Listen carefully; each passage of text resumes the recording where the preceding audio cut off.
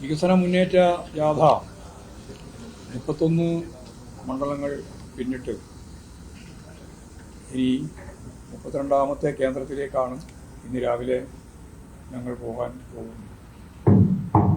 ഉദ്ഘാടനം മുതൽ ഇതുവരെ ഒന്നിനൊന്ന് മെച്ചപ്പെട്ട രീതിയിലുള്ള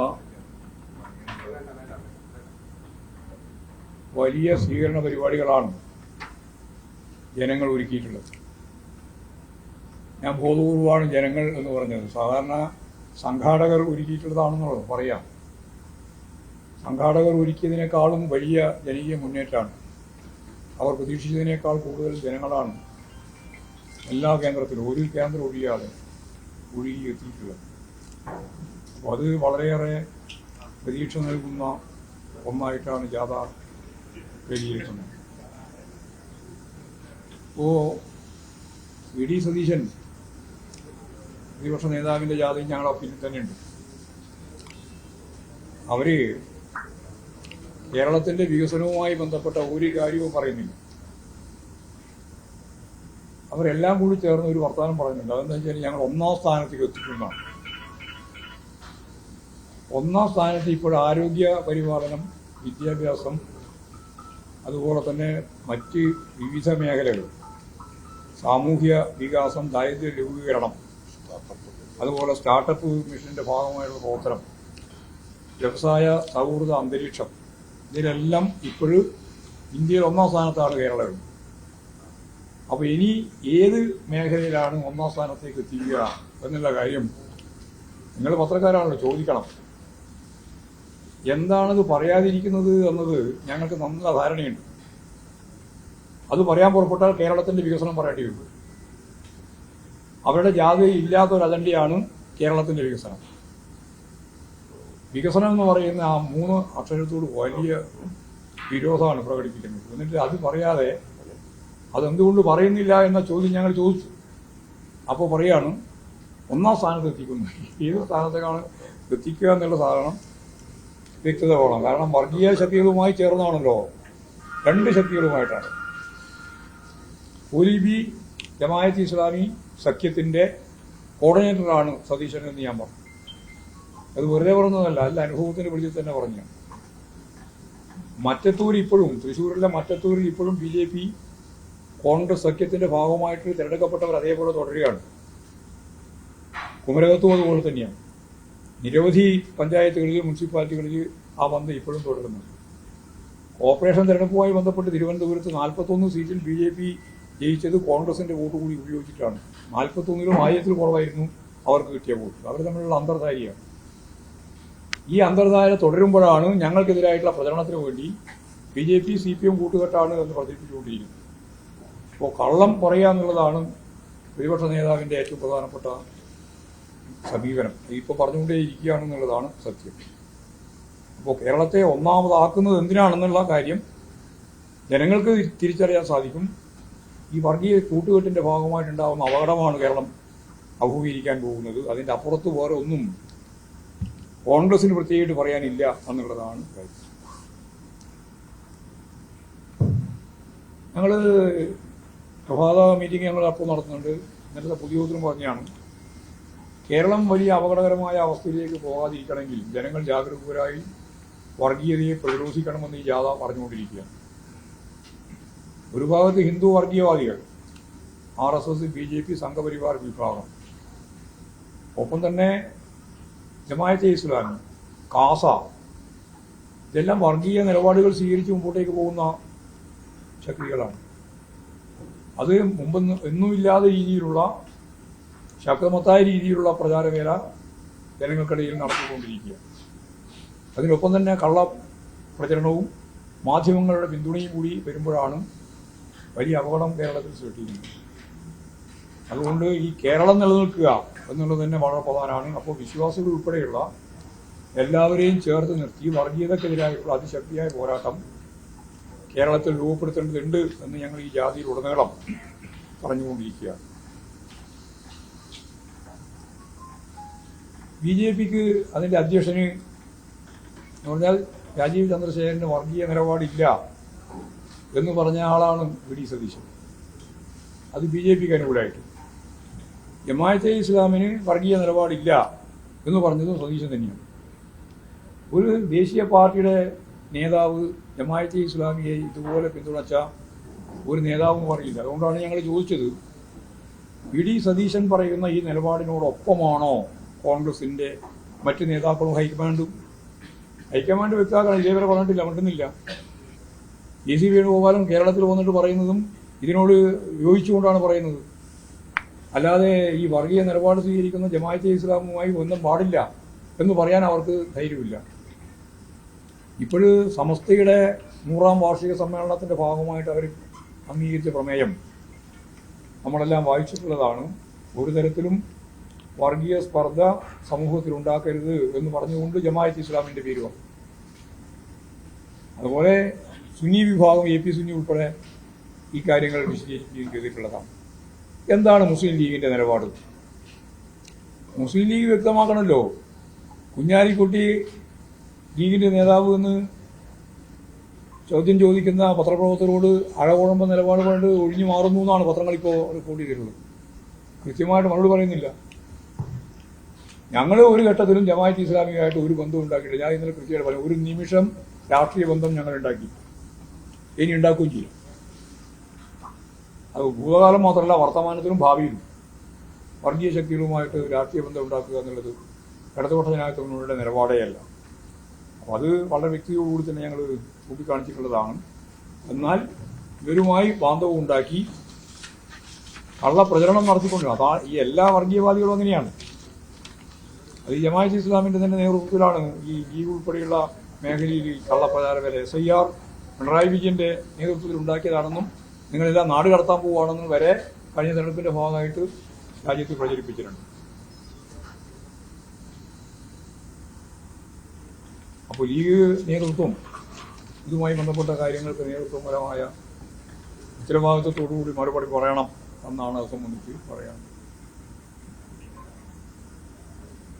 സ്വർണ്ണക്കടത്തിൽ അന്വേഷണം നേരിടുന്ന ഒരു ധനകാര്യ സ്ഥാപനത്തിൻ്റെ പ്രധാനപ്പെട്ട ചുമതലക്കാരൻ രാജു, NM രാജു,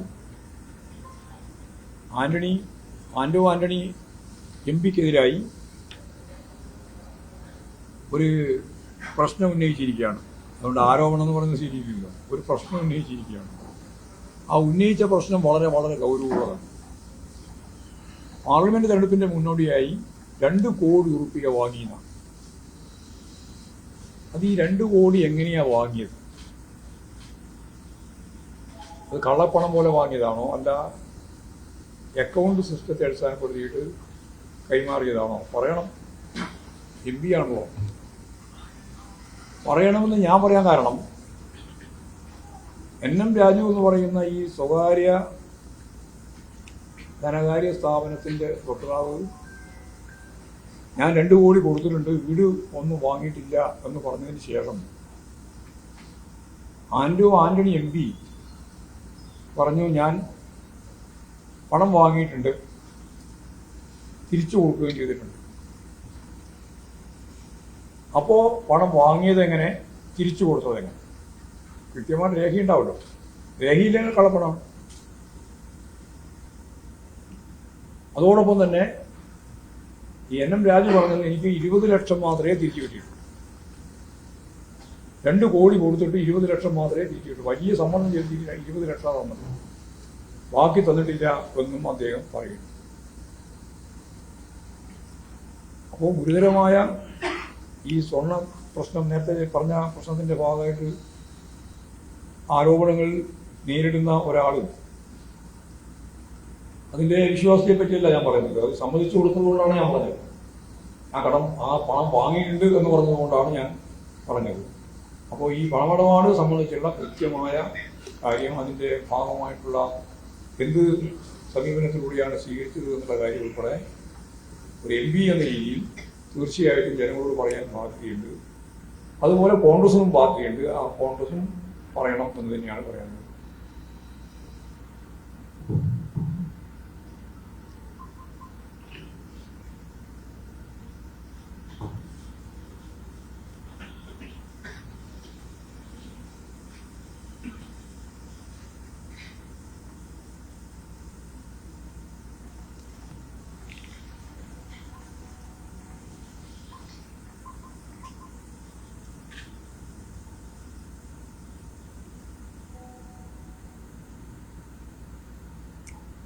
ഇന്നലെ ന്യൂ ഇന്ത്യൻ എക്സ്പ്രസിൻ്റെ വാർത്ത എല്ലാ തന്ത്രങ്ങളും പയറ്റിയാണ് കേരളത്തിൽ UDF രക്ഷപ്പെടാൻ പോകുന്നില്ല എന്ന് എഴുതി. ദേശീയ തലത്തിൽ അവർ നടത്തിയിട്ടുള്ള സർവേയിൽ കണ്ടെത്തിയിട്ടുള്ളത് ഈ കനുകോലു സിദ്ധാന്തത്തിൻ്റെ ഭാഗമായിട്ട് അവർ തന്നെ മുമ്പ് പറഞ്ഞു ഗവൺമെൻറ് വിരുദ്ധ വികാരമില്ല. അവർ തന്നെ നടത്തിയിട്ടുള്ള സർവേ സംബന്ധിച്ചുള്ള കാര്യങ്ങളും റിപ്പോർട്ട് ചെയ്യുന്നു. അപ്പോൾ കനൂരു ഈ ന്യൂ ഇന്ത്യൻ എക്സ്പ്രസിൻ്റെ വാർത്ത വെച്ച് UDFന് പ്രത്യേകിച്ച് കോൺഗ്രസിന് മുന്നറിയിപ്പ് നൽകിയിട്ടുണ്ട് എന്നുള്ള വാർത്തയാണ് ഈ ന്യൂ ഇന്ത്യ എക്സ്പ്രസ് പ്രസിദ്ധീകരിച്ചിട്ടുള്ളത്. അപ്പോൾ അവർക്ക് കിട്ടിയ വിവരം പ്രസിദ്ധീകരിച്ചതാണ്. UDFന്റെ നുണക്കോട്ടകൾക്കൊന്നും കേരളത്തിലെ ഇടത് MLAമാരുടെ ജനപ്രീതിയിൽ ഒരു തരി പോലും കുറവ് വരുത്താൻ കഴിഞ്ഞിട്ടില്ലെന്നാണ് സർവേയിലെ കണ്ടെത്തൽ എന്ന് ഇന്ത്യൻ എക്സ്പ്രസ് പറയുകയാണ്. അപ്പോൾ ഇടതിൻ്റെ ഭൂരിപക്ഷം MLAമാർക്കും വീണ്ടും ജയിച്ചു വരാൻ കഴിയും എന്നാണത്രേ സർവേ റിപ്പോർട്ട് ചൂണ്ടിക്കാണിച്ചിട്ടുള്ളത്. ഇത് കേരളത്തിൻ്റെ ഇന്നത്തെ പ്രത്യേക സാഹചര്യത്തിൽ വളരെ പ്രധാനമാണ്. കാരണം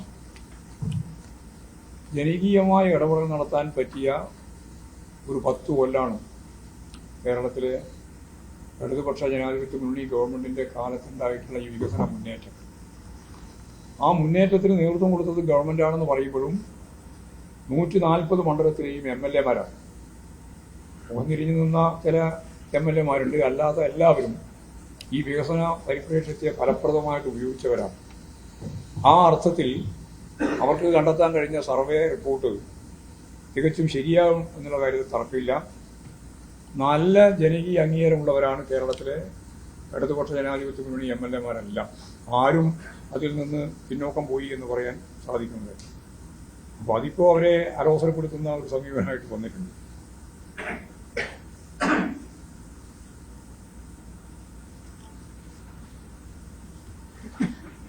മറ്റൊരു പ്രധാനപ്പെട്ട നാഴികക്കല്ലായിട്ട് വന്നിട്ടുള്ളത് ഓരോ ദിവസവും ഓരോ പരിപാടിയാണ്. ഇന്നലത്തെ പത്രസമ്മേളനം മിനിഞ്ഞാത്തെ അവയവ മാറ്റ ശസ്ത്രക്രിയയുമായി ബന്ധപ്പെട്ട ലോകത്തെ 3ാമത്തതും ഇന്ത്യയിലെ ആദ്യത്തേതുമായ ഇൻസ്റ്റിറ്റ്യൂട്ടിന് ഇവിടെ ബഹുമാനപ്പെട്ട മുഖ്യമന്ത്രി തറക്കല്ലിട്ടു കോഴിക്കോട്. ഇന്ന് വളരെ പ്രധാനപ്പെട്ട കൊച്ചി ക്യാൻസർ റിസർച്ച് സെന്ററിന് അത് തറക്കല്ലിടലല്ല, അത് തുറന്നു കൊടുക്കാൻ പോവുകയാണ്. രാജ്യത്തെ ഏറ്റവും പ്രധാനപ്പെട്ട ഒരു കേന്ദ്രമായിട്ടാണ്, റിസർച്ച് ഉൾപ്പെടെയുള്ള ഒരു കേന്ദ്രമായിട്ടാണ് ആ ക്യാൻസർ രോഗവുമായിട്ട് ബന്ധപ്പെട്ട ചികിത്സയും ഗവേഷണവും നടത്താനുള്ള കേന്ദ്രം എന്ന നിലയിൽ Cochin cancer and research centre ഇന്ന് മുഖ്യമന്ത്രി നാടിൽ സമർപ്പിക്കുന്നു. 2021 LDF പ്രകടന പത്രികയിൽ 510ാമതായിട്ട് പറഞ്ഞ കാര്യമാണ്. ഞങ്ങളിങ്ങനെ പ്രകടന പത്രിക ഓരോ കൊല്ലം എത്രത്തോളം പ്രോഗ്രസ് ഉണ്ട് എന്നുള്ള കാര്യം പ്രോഗ്രസ് റിപ്പോർട്ട് അവതരിപ്പിച്ചുകൊണ്ട് പറയുന്നുണ്ട്. 900 പോയിന്റാണ് ഇപ്രാവശ്യം നടപ്പിലാക്കാനുള്ളത്. 510ാമതാണ് ഇപ്പോൾ ഇവിടെ. 510 എന്ന് പറഞ്ഞാൽ മറ്റ് അതിന്റെ അപ്പുറത്തുള്ളതെല്ലാം പല നമ്പറിൽ നടക്കുന്നുണ്ട്. അല്ലാണ്ട് 510ാമതാന്ന് പറഞ്ഞിട്ടല്ല, 510ാമതെന്നല്ല അതിന്റെ അർത്ഥം. നമ്മുടെ രേഖയിലെ 510ാം നമ്പറാണെന്ന് അർത്ഥം.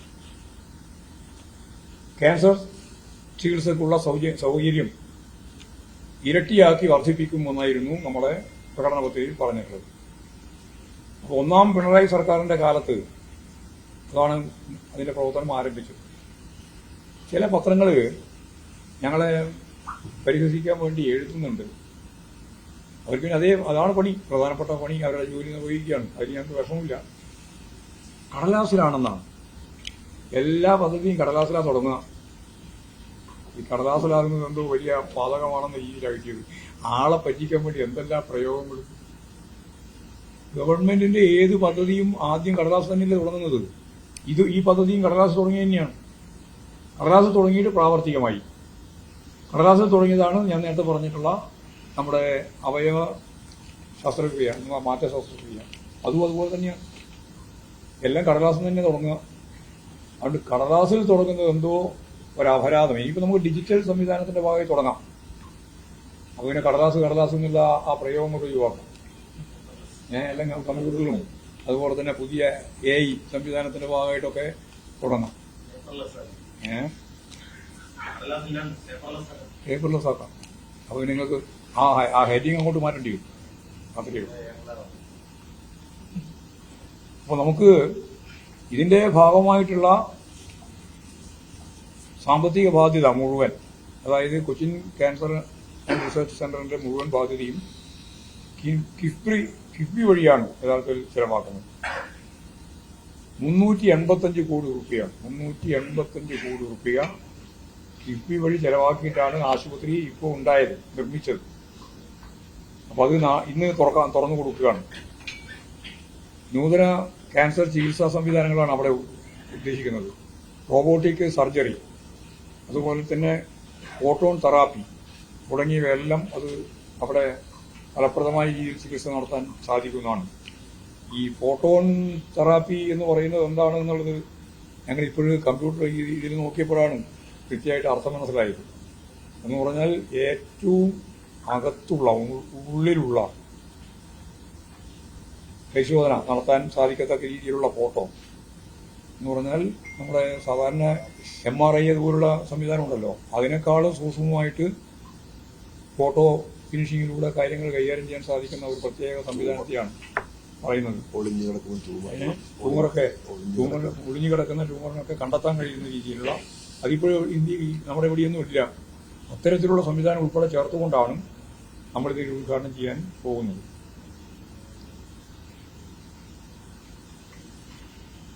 പിന്നീടത് വളരെ പ്രധാനപ്പെട്ട വേറൊരു പരിപാടി ഇപ്പോൾ ഇന്ന് പ്രഖ്യാപിച്ചത് സ്വകാര്യ മേഖലയിലെ 25 ലക്ഷത്തോളം വരുന്ന തൊഴിലാളികൾക്ക് രക്ഷാ കവചം എന്ന പേരിൽ ആശ്രിത ധനസഹായ പദ്ധതി സർക്കാർ ഒരുക്കുകയാണ്. തൊഴിലാളികൾക്ക് അപകടം സംഭവിച്ചാൽ 5 ലക്ഷം രൂപ ആശ്രിതർക്ക് നൽകുന്ന പദ്ധതിയാണിത്. മറ്റ് ആനുകൂല്യങ്ങൾക്കെല്ലാം പുറമെയാണ് ഇത് നൽകാൻ തീരുമാനിച്ചിട്ടുള്ളത്. രാജ്യത്ത് ആദ്യമായാണ് സ്വകാര്യ മേഖലയിലെ തൊഴിലാളികൾക്ക് ഇത്തരമൊരു പരിരക്ഷ അപകടം സംഭവിച്ചാൽ തൊഴിലുടമ നിയമപരമായിട്ട് നൽകുന്ന എല്ലാ ആനുകൂല്യങ്ങൾക്കും പുറമെ ഗവൺമെന്റ് സംവിധാനത്തിന്റെ ഭാഗമായിട്ട് നൽകാൻ തീരുമാനിച്ചു. ഇത്രയും കാര്യങ്ങളാണ് പൊതുവായിട്ട് പറയാൻ. ഇന്നലെ ഇടത് സഹയാത്രികനായിട്ടുള്ള കേരളത്തില് തുടർഭരണം ഉണ്ടായി കഴിഞ്ഞാൽ അതെ അതെ. അവസാനം വരെ വായിച്ചില്ലല്ലോ. വായിച്ചോ? അവസാനം വരെ വായിച്ചോ? ഇല്ല, ഞാൻ ചാനലല്ല പറഞ്ഞത്. അദ്ദേഹം എഴുതിയതിന്റെ അവസാനം വരെയുള്ള കാര്യം വായിച്ചോ എന്നാ ചോദിച്ചു. അല്ല, വിമർശനം നടത്തിയതിനെ പറ്റി തന്നെയാണ് ഞാൻ ചോദിക്കുന്നത്. അദ്ദേഹം വിമർശിച്ച ആ ലേഖനത്തിന്റെ അവസാനം വരെയുള്ള കാര്യം വായിച്ചോ എന്നാണ് ഞാൻ ചോദിച്ചത്. ചോദിച്ചോ? അല്ല, അഭിമുഖം കണ്ടതല്ല ഞാൻ ചോദിക്കുന്നത്. ആ ലേഖനം വായിച്ചോ എന്നാണ് ഞാൻ ചോദിച്ചത്. അതിനെന്താ പറയുള്ളത്? അതിനെന്താ പറയുന്നത്? അതേന്ന് എനിക്കത് മനസ്സിലായി. എന്നിട്ട് തന്നെയല്ലേ മറ്റേ ചോദ്യം ഞാൻ ചോദിച്ചത്. നിങ്ങളത് വായിച്ചോ? വായിച്ചില്ല. നിങ്ങൾ വായിച്ചില്ല, ഉറപ്പായിട്ട് വായിച്ചില്ല. എനിക്ക് മനസ്സിലായി. അതിന് മറുപടി ഞാൻ പറയുന്നുണ്ട്. മറുപടി പറഞ്ഞിട്ട് പറയാം. അതായത് അദ്ദേഹത്തിന്റെ ഒരു അഭിപ്രായം അദ്ദേഹം പറഞ്ഞു. കാരണം തുടർച്ചയായിട്ട് ഇങ്ങനെ ഗവൺമെന്റ് വന്നു കഴിഞ്ഞാൽ നമ്മുടെ കേഡർമാർ ഉൾപ്പെടെയുള്ളവരെല്ലാം വേണ്ടത്ര ജാഗ്രത കുറവോടുകൂടിയാണ് പ്രവർത്തിക്കുക. അപ്പോൾ ജാഗ്രത കുറവ് വരുമെന്നൊക്കെയാണ് അദ്ദേഹം സൂചിപ്പിച്ചത്. അദ്ദേഹത്തിന്റെ ആശയമാണത്. ഈ ആശയമുള്ള ചില ആളുകളൊക്കെ ഉണ്ടാവും. അതിന്റെ അർത്ഥം ഈ ഗവൺമെന്റ് വേണ്ടെന്നല്ലോ, തുടരണ്ടെന്നുമല്ല. അദ്ദേഹം പറഞ്ഞത് പാർലമെന്ററി സംവിധാനത്തിന്റെ ഭാഗമായിട്ട് പ്രവർത്തിക്കുന്ന കമ്മ്യൂണിസ്റ്റ് പാർട്ടികൾ, അതിന്റെ അവസാന ഭാഗം അദ്ദേഹം പറഞ്ഞിട്ടുണ്ട്, ഗവൺമെന്റ് ഒരു സ്ഥിരമായ സംവിധാനമാണ് എന്ന് കരുതുന്നില്ല, പലപ്പോഴും മാറ്റം വേണ്ടി വരും. ഞാൻ അവിടെയാണ് ഊന്നുന്നത്.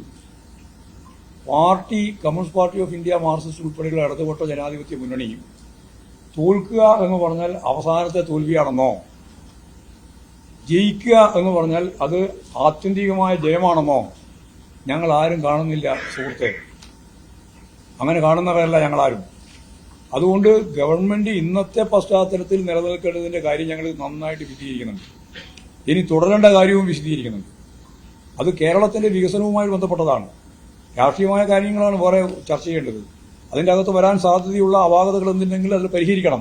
അങ്ങനെ പരിഹരിച്ച് മുമ്പോട്ടേക്ക് പോകണം എന്നുള്ളതിന്റെ സൂചന തന്നെയാണ് ആ ലേഖനം ഉടനീളം വായിച്ചാൽ മനസ്സിലാകുക. അതുകൊണ്ടാണ് ഞാൻ ചോദിച്ചത്, നിങ്ങളത് ലേഖനം വായിച്ചോ എന്ന് ചോദിച്ചത്. അതുകൊണ്ടാണ് ആ ലേഖനം മുഴുവൻ വായിച്ചാൽ നല്ല ജാഗ്രതയോടുകൂടി തന്നെ പ്രവർത്തിക്കേണ്ടുന്ന കമ്മ്യൂണിസ്റ്റ് പാർട്ടിയെ സംബന്ധിച്ചും ഇടതുപക്ഷത്തെ സംബന്ധിച്ചുമാണ് അദ്ദേഹം സൂചന നൽകിയിട്ടുള്ളത്. അതിന്റെ ഭാഗമായിട്ടാണ് ഈ പരാജയത്തിന്റെയും വിജയത്തിന്റെയും കാര്യം കൂടി ചൂണ്ടിക്കാണിച്ചത്. അതുകൊണ്ടാണ് ഞാൻ ഈ കാര്യം ഇങ്ങനെ വിശദീകരിച്ചത്. കോൺഗ്രസ് നെറേറ്റീവ് വരുന്നത് ഈ ഭരണ തുടർച്ചയ്ക്ക് CPM-ന് യഥാർത്ഥ കമ്മ്യൂണിസ്റ്റുകാർ എതിരാണ് എന്നുള്ളതാണ്. ഇപ്പൊ വി ഡി സതീശൻ കാസർഗോഡ് ഉദ്ഘാടന പ്രസംഗത്തിൽ സതീശനും KC-യും ഒരേ സ്വഭാവത്തിൽ പറയുന്നത് ഈ ഭരണ തുടർച്ചയ്ക്ക് CPM-ലെ യഥാർത്ഥ കമ്മ്യൂണിസ്റ്റുകാർ അവർ എതിരെ വോട്ട് ചെയ്യുന്നതാണ്. ഈ നറേറ്റീവിന് എങ്ങനെയാണ് മാറ്റുക? അല്ലല്ല, അതിലൊന്നും ഒരു അർത്ഥമില്ലാതെ വെറുതെ തോന്നിയ ദിവസം പറയാണെന്ന് ഒരു കാര്യമില്ലാണ്ട് വർത്തമാനം പറഞ്ഞുകൊണ്ടിരിക്കുകയാണ്. കമ്മ്യൂണിസ്റ്റുകാരല്ലേ ഓടിക്കൂടിയ ഈ ലക്ഷക്കണക്കിന് ആളുകൾ. നിങ്ങൾക്കത് മനസ്സിലായില്ലേ? ഞങ്ങളിപ്പോ 31 പറഞ്ഞില്ലേ, 31 സ്വീകരണ കേന്ദ്രം പറഞ്ഞില്ലേ? ആ 31 സ്വീകരണ കേന്ദ്രത്തിലേക്ക് ഓടിക്കൂടിയ ലക്ഷക്കണക്കിന് ആളുകളുണ്ടല്ലോ. 10,000, 20,000, 30,000 ആളുകളാണ് ഓരോ കേന്ദ്രത്തിലേക്ക് എത്തിയത്. ആ എത്തിയിട്ടുള്ള ആളുകളൊന്നും അല്ലാതെ കമ്മ്യൂണിസ്റ്റ് അതിൽ നിന്ന് മൈനസ് ചെയ്ത കമ്മ്യൂണിസ്റ്റ് വിനീത. അപ്പോൾ കളവ് പറയുക എന്നുള്ളതാണ്. ഞാൻ നേരത്തെ ഇന്നലെ പറഞ്ഞു, നുണരോഗം ഇതാണ് ഇവർക്ക് ബാധിച്ചിട്ടുള്ളത്. ഇവർക്ക് വസ്തുത പറഞ്ഞിട്ട് ഒരു കാര്യവും മുന്നോട്ടേക്ക് കൊണ്ടുപോകാൻ പറ്റില്ല. അപ്പോൾ കളവ് പറയുകയാണ്, നുണ പറയുകയാണ്. എന്തോ സർവേ നടത്തി പറയുന്ന പോലെയാണ് കമ്മ്യൂണിസ്റ്റുകാർ തുടർ ഭരണത്തിന് എതിരാണെന്ന്. എന്താ അർത്ഥം? വ്യാപകമായ കള്ളപ്രചരണം. ഒന്നാം സ്ഥാനം എന്തിനാണെന്നുള്ളത് അവരാണ് പറയേണ്ടത്. ഏതായാലും ഈ കേരളത്തിൽ വിദ്യാഭ്യാസ മേഖലയിൽ 1-ാം സ്ഥാനമാണ്, ആരോഗ്യ സംരക്ഷണത്തിൽ 1-ാം സ്ഥാനമാണ്, അതുപോലെ ജനക്ഷേമ പദ്ധതികളുമായി ബന്ധപ്പെട്ട് 1-ാം സ്ഥാനമാണ്, വ്യാവസായിക മേഖലയിൽ 1-ാം സ്ഥാനമാണ്. ഇതിലെല്ലാം ഞങ്ങളിപ്പോൾ 1-ാം സ്ഥാനമാണ്. ഇന്ത്യയുടെ മുമ്പിൽ 1-ാം സ്ഥാനമാണ് ഇപ്പം കേരളം. ഇനിയിപ്പോ അതിന്റെ പുറമെ ഏതാണ് 1-ാം സ്ഥാനത്തേക്ക് നയിക്കുക എന്നുള്ളത് പറയേണ്ടത് അവരാണ്. വർഗീയതയുമായി ചേർന്നുകൊണ്ടാണ് ഇവരുടെ ഈ പ്രയോഗം. കോലീബി ജമാഅത്തെ ഇസ്ലാമി സഖ്യത്തിന്റെ കോർഡിനേറ്ററാണ് ഈ പറയുന്ന വി ഡി സതീശൻ. അതിന്റെ ഭാഗമായിട്ട് ഉൽപ്പാദിപ്പിക്കാൻ പോകുന്ന 1-ാം സ്ഥാനം ഏതാണെന്ന് ഞാനിപ്പോ പറയുന്നില്ല. എല്ലാവർക്കും ഊഹിക്കാൻ പറ്റുന്നേ ഉള്ളൂ. പാർട്ടി മധ്യവർഗത്തിനെയും ഉപരിവർഗത്തെയും മാത്രമാണ് പരിഗണിക്കുന്നത്, അടിസ്ഥാന വർഗത്തിനെ പരിഗണിക്കുന്നില്ല ഈ ഭരണം. വേറൊന്ന് പറഞ്ഞത് ഗുരുവിന്റെ ഓരോന്നിനും മറുപടി പറയാൻ ഉദ്ദേശിക്കുന്നില്ല. ഞാൻ ആ ലേഖനം വായിച്ചാൽ നിങ്ങൾക്ക് കൃത്യമായിട്ട് അദ്ദേഹത്തിന്റെ എന്താണ് ഉന്നമെന്ന് മനസ്സിലാവും. ഈ പറഞ്ഞതുപോലെ പരിഗണിക്കേണ്ടുന്ന വിഭാഗങ്ങളിലൊക്കെ സജീവ പരിഗണിക്കണമെന്നല്ലേ, അതൊക്കെ ഞങ്ങൾ പരിഗണിക്കും. അതെല്ലാം നേരത്തെ പറഞ്ഞ മറുപടി. അതിനല്ല, ആരായാലും വർഗീയമായ നിലപാട് സ്വീകരിച്ചാൽ, ആരോടൊപ്പം നിൽക്കുന്ന ആളായാലും അതിനെ ശക്തിയായിട്ട് വിമർശിച്ച് മുമ്പോട്ടേക്ക് പോവുക എന്നുള്ള നിലപാടാണ് ഞങ്ങളെല്ലാം സ്വീകരിച്ചിട്ടുള്ളത്. അത് ഇനിയും തുടരും. അല്ല, ഇവിടെ ഒരു എന്താ പറഞ്ഞ അതെ പറ, ഏതെങ്കിലും പറയണ്ടോ? ഞങ്ങൾ തുടർ ഭരണത്തിൽ വന്നാൽ ഉദ്ദേശിക്കുന്നത് കേരളത്തിലെ മലയാള പദത്തിലെ പാവപ്പെട്ട എന്ന പ്രയോഗം ഉണ്ടാവില്ല. അത് മനസ്സിലായോ പറഞ്ഞത്? ഇപ്പൊ നമ്മൾ സ്ഥിരം പറഞ്ഞുകൊണ്ടിരിക്കുന്നില്ലേ പാവപ്പെട്ട പാവപ്പെട്ട പാവപ്പെട്ട. ഞങ്ങൾ ഉദ്ദേശിക്കുന്നത് ഈ കേരളത്തിലെ ഈ മലയാള പദം പാവപ്പെട്ട എന്നുള്ളത് അവസാനിക്കും. എന്ന് പറഞ്ഞാൽ വികസിത അർദ്ധവികസിത രാജ്യങ്ങളിലെ ഏറ്റവും പ്രധാനപ്പെട്ട വികസനം നേടിയിട്ടുള്ള രാജ്യങ്ങളിലെ പോലും അവിടെയുള്ള ജനങ്ങളുടെ ജീവിതത്തെക്കാൾ ആ ജീവിതത്തിലെ കേട്ടോ, കാരണം ഞാൻ തന്നെ പ്രസംഗിക്കുന്നുണ്ട്, മുതലാളിത്തത്തിന്റെ ഏറ്റവും പ്രധാനപ്പെട്ട പ്രതിസന്ധി സമ്പന്നർ കൂടുതൽ സമ്പന്നരാകുകയും ദരിദ്രർ കൂടുതൽ ദരിദ്രരാകുകയും ചെയ്യുക എന്നുള്ളതാണ്. അപ്പോൾ മുതലാളിത്ത സമൂഹത്തിൽ അതാണ്. അപ്പോൾ ഏറ്റവും താഴെയുള്ള അതിദരിദ്രരായ ജനങ്ങളെക്കാളെല്ലാം മേലെ ലോകത്തിലെ വികസനം നേടിയ രാജ്യങ്ങളിലെ ജനങ്ങളോടൊപ്പം കേരളത്തിൽ എത്തിക്കുക എന്നുള്ളതാണ്. അതിന്റെ മലയാളം ഞാൻ ആദ്യം പറഞ്ഞത്. പാവങ്ങൾ എന്ന പ്രയോഗം ഇനി മലയാള ഭാഷയിൽ ജനങ്ങളെ പ്രതിനിധീകരിച്ചുകൊണ്ട് പറയാനുണ്ടാവില്ല. അത്തരത്തിലുള്ളൊരു നാടാക്കും എന്നുള്ളത് ഞങ്ങളുടെ ഉന്നം. പറയട്ടെ എന്നാൽ വി ഡി സതീശൻ എന്താ ഉന്നം?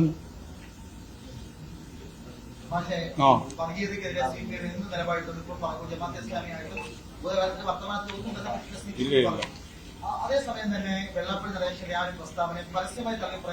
പരസ്യമായിട്ട് തള്ളി പറഞ്ഞല്ലോ ഞാൻ. എന്ത് പറഞ്ഞിട്ടില്ല എന്ന് പറയുന്നത്? നിങ്ങൾ നോക്കാതെ നിങ്ങളുടെ പത്രത്തിൽ കൊടുക്കൂല, പിന്നെ ദേശാഭിമാനിയോട്ട് വായിക്കുകയും ചെയ്യില്ല. അത് രണ്ടും വന്ന പിന്നെ ഞാൻ പറഞ്ഞില്ല എന്ന് പറഞ്ഞ എന്ത് കാര്യമുള്ളൂ? ഞാനതന്നെ പറഞ്ഞാണ്, ശക്തിയെ പറഞ്ഞാണ്, പത്രസമ്മേളനത്തിൽ പറഞ്ഞാണ്. നിങ്ങൾക്ക് ആവശ്യമുള്ളത് മാത്രമേ നിങ്ങൾ കൊടുക്കുള്ളൂ. അപ്പോൾ ഞാൻ പറഞ്ഞില്ല. ഞാൻ പറഞ്ഞു, ഇപ്പം പറയുന്നു. വർഗീയ പരാമർശത്തിന്റെ ഭാഗമായ ഒരു പ്രയോഗത്തിനും ഞങ്ങളുടെ പിന്തുണയില്ല. അന്നുമില്ല, ഇന്നുമില്ല, നാളെയുമില്ല. പോരെ, മതി. ശരി, മതി. പിന്നെന്താ സംശയം? ഭവന സന്ദർശനം തന്നെയാണ് റിസൾട്ട്. ഇന്ന് മാതൃവേദി എഴുതിയിട്ടില്ല ചോദിക്കുന്നത്. ആരെ? അത് ശരിക്കും വായിക്കാച്ചാണ്, വായിച്ചു പോകണം. ശരി, മാതൃഭൂമി തന്നെ വായിച്ചാൽ മതി, നമുക്ക് മനസ്സിലാവും.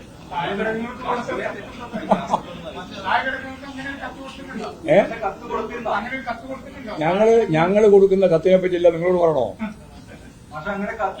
അതാ ഞാൻ പറഞ്ഞത്, ഞങ്ങൾ കൊടുത്ത കത്തിനെ പറ്റിയില്ല നിങ്ങളോട് പറയില്ലല്ലോ. നിങ്ങളത് ചകഞ്ഞ് നോക്കുന്നുണ്ട് എന്നുള്ളത് നമുക്കറിയാം. നോക്കിക്കോ, ഞങ്ങൾക്ക് അതിൽ പ്രശ്നമില്ല. ഞങ്ങൾ ഇങ്ങനെയൊക്കെ പരിശോധിക്കുന്നുണ്ട്, ഞങ്ങൾ ഇങ്ങനെയൊക്കെ സ്വയം വിമർശനം നടത്തുന്നുണ്ട്, ഞങ്ങൾ ഇങ്ങനെയൊക്കെ തിരുത്താൻ ശ്രമിക്കുന്നുണ്ട് എന്ന കാര്യം നിങ്ങൾ നെഗറ്റീവായിട്ട് കൊടുക്കുന്ന വാർത്തക്കകത്ത് ഉള്ളിന്റെ ഉള്ളിൽ ആ പോസിറ്റീവ് വശമുണ്ട് എന്ന് നിങ്ങൾ പഠിച്ചോ. അത് മനോരമക്കാരോടും മാതൃഭൂമിക്കാരോടും ഞാൻ പറയാം, ഇങ്ങനൊരു പോസിറ്റീവ് വശം അതിനുണ്ട്. ഒന്ന് പറഞ്ഞതായിട്ട് നിൽക്കുന്നത് കരുതി. അതായത് നിങ്ങൾ ഞങ്ങൾക്കെതിരായിട്ട് കൊടുക്കുന്ന വാർത്തയില്, ചോർത്തിയെടുത്തിട്ട് കൊടുക്കുന്ന വാർത്തയില് സൂക്ഷ്മാംശം ആളുകൾ പരിശോധിച്ചാൽ മനസ്സിലാകുക ഞങ്ങൾ ഇതിലൊക്കെ വളരെ സീരിയസ് ആയി ഇടപെടുന്നുണ്ട് എന്നല്ലേ. അത് ഉത്പാദിപ്പിക്കുന്ന ആശയം അതല്ലേ. മാതൃഭൂമി വായിച്ചാലും അത് ഞാൻ അരിവാൾ ചുറ്റിക്കലും കൊടുക്കും, നല്ലത്, നന്നായി.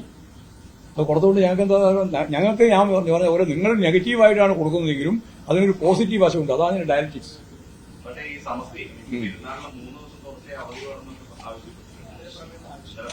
അതൊക്കെ ഗവൺമെന്റ് ആലോചിക്കേണ്ട കാര്യമാണ്. നമ്മളിപ്പോ ജാഥ ആലോചിച്ചൊന്നും അങ്ങനെ. സച്ചിദാനന്ദന്റെ വിമർശനം മാത്രമല്ല, ഈ പ്രപഞ്ചത്തിലെ ഏത് വിമർശനത്തെയും ഉൾക്കൊള്ളുന്നത് ഉൾക്കൊള്ളും.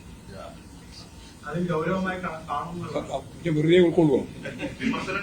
വെറുതെ ഉൾക്കൊള്ളുക. നിങ്ങൾ പത്രത്തിൽ എഴുതി ശീലിച്ചുകൊണ്ടാണ് ഇങ്ങനെ പ്രയോഗം, ഹെഡിങ്ങിന് വേണ്ടിയുള്ള പ്രയോഗമാണ്. അത് ഞങ്ങളില്ല.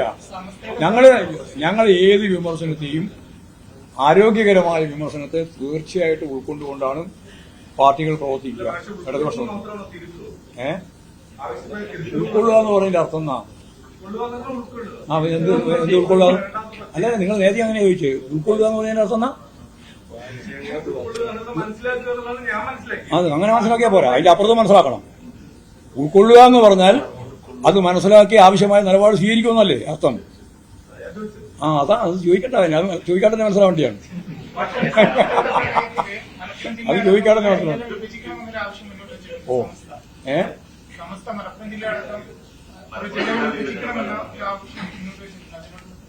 ആവട്ടെ, അതിലും വരട്ടെ, ഓരോ നമുക്ക് പരിശോധിക്കും. മലപ്പുറം ജില്ല തന്നെ വിഭജിച്ചു കൊടുത്ത ഇടതുപക്ഷ ജനാധിപത്യ മുന്നണിയല്ലേ, ഇല്ലെങ്കിൽ മലപ്പുറം ജില്ലയില്ലല്ലോ. അതറിയില്ലേ? മലപ്പുറം ജില്ല തന്നെ ഉണ്ടായത് ഇടതുപക്ഷ ജനാധിപത്യ മുന്നണിയുടെ കാലത്തല്ലേ. നോക്കാം, നമുക്ക് അഭിപ്രായം വരട്ടെ. അഭിപ്രായം വരുന്നതിൽ എന്തിനാ ഇത്ര വേജാറുണ്ട്? വരട്ടെ, നമുക്ക് പരിശോധിക്കാം. കൂടുതൽ വാർത്തകൾക്ക് news 18 Keralam YouTube channel subscribe ചെയ്യുക.